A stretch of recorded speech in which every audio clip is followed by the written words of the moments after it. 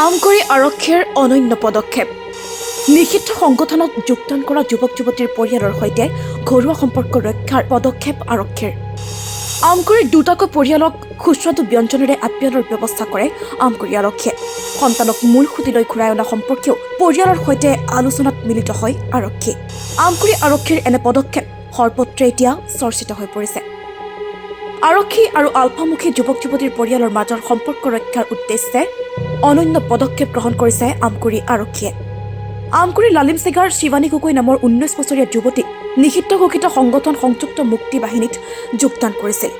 আমগুৰি মহাবিদ্যালয়ত অধ্যয়নৰত ছাত্ৰী শিৱানী আলফাত যোগদান কৰাত শাৰীৰিক আৰু মানসিকভাৱে ভাগি পৰিছে আইতাক বিচিত্ৰা গগৈ তই সোনকালে ঘৰলৈ আহ বেটি তই সোনকালে ঘৰলৈ আহ মই তোৰ কাৰণে বাছ চাই আছোঁ না মই খাব পাৰিছোঁ না মই শুব পাৰিছোঁ লালিমচিগা গাঁৱৰ দীপজ্যোতি গগৈ আৰু প্ৰাঞ্জল গগৈৰ জ্যেষ্ঠ কন্যা শিৱানী গগৈ আলফাত যোগদান কৰাৰ পিছতেই আৰক্ষী প্ৰশাসনে শিৱানীক উদ্ধাৰৰ বাবে বহু প্ৰচেষ্টা অব্যাহত ৰাখিছিল যদিও সফল কিন্তু হোৱা নাছিল আনহাতে নামতি বৰুৱা পুখুৰী কহাৰ গাঁৱৰ ৰঞ্জিত চুতীয়া বহু বছৰ পূৰ্বেই আলফাত যোগদান কৰিছিল এইজন যুৱকৰো আজি পৰ্যন্ত পৰিয়ালৰ লোকে লাভ নকৰিলে কোনো সুংসূত্ৰ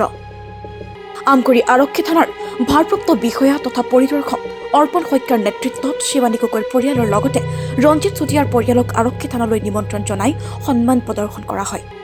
পৰিয়াল দুটাক আৰক্ষীৰ বিষয়াগৰাকীয়ে ঘৰুৱাভাৱে কথা বাৰ্তা পাতি কেনেদৰে সন্তানক নিষিদ্ধ ঘোষিত সংগঠনৰ পৰা মূল সুঁতিলৈ ঘূৰাই আনিব পাৰি সেই সম্পৰ্কেও আলোচনা কৰে মা পূজা তোক মই চেনেলৰ যোগেদি আহ্বান জনাইছোঁ তই য'তে আছ তই মোক খবৰ দে মই তোক লৈ আহিমগৈ আৰু মোৰ গাটো অৱস্থাটো বৰ ভাল নহয় দদৌ সিমান ভাল নহয় আৰু ভণ্টি ভাইটিহঁতো তোৰ কাৰণে বাছ চাই আছে তই য'তে আছে খবৰ এটা দে অতি সোনকালে হয়তো মোক নাপাবও পাৰ তই সোনকালে ঘৰলৈ আহ বেটি তই সোনকালে ঘৰলৈ আহ মই তোৰ কাৰণে বাছ চাই আছোঁ না মই খাব পাৰিছোঁ না মই শুব পাৰিছোঁ মই একো কৰিব নোৱাৰা হৈ থাকিলোঁ গতিকেলৈ মোৰ এতিয়া অপাৰেশ্যন এটা আছে মোৰ তোলৈ বৰ মনত পৰিছে তই সোনকালে ঘৰলৈ আমাৰ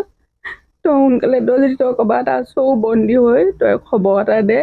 প্ৰশাসন হাতত আছে টেনশ্যন ল'বলৈ দৰকাৰ নাই মই গৈ তোক লৈ আহিমগৈ মোক অকণমান শান্তিয়ে মৰিবলৈ দে বেটি তই সোনকালে আহ প্ৰশাসনেও সহায় কৰিম বুলি ঘৰত আহি কৈ থৈ গৈছে গতিকেলৈ তই চিন্তা কৰিবলগীয়া একো নাই গতিকে তই ঘৰলৈ আহ মই ইয়াকে ক'লোঁ তাই 2022 চনৰ মে' মাহৰ 13 তাৰিখে গৈছিলে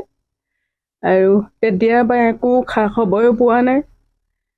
বাপেকো বৰ চিন্তাত আছে পাপালৈওতো অকণমান চিন্তা কৰিবি পাপায়ো বৰ চিন্তা কৰি থাকে গতিকে পাপাইতো তোক আজিলৈকে একো কোৱা নাই গতিকেলৈ তই সোনকালে ঘৰলৈ আমাৰ মই ইয়াকে কৈছোঁ তোক অনুৰোধ জনাইছোঁ তই যেনে ফোন এটা হ'লেও কৰি দে য'তে আছ আমি গৈ লৈ আহিমগৈ নহ'লে পাছত মোক আৰু নেপাবি আৰু মই খাব শুব নোৱাৰা হৈ থাকিলোঁ মই ইয়াকে তোক অনুৰোধ কৰিছোঁ বেটি তই সোনকালে ঘৰলৈ আহ আৰক্ষী বিষয়াগৰাকীয়ে পৰিয়াল দুটাক আপ্যায়নৰ ব্যৱস্থাও কৰে আৰক্ষী বিষয়াগৰাকীৰ এনে অনন্য পদক্ষেপ এতিয়া সৰ্বত্ৰে চৰ্চিত হৈ পৰিছে আমগুৰিৰ পৰা জিয়াৰুদ্দিনৰ ৰিপৰ্ট এনি টক্স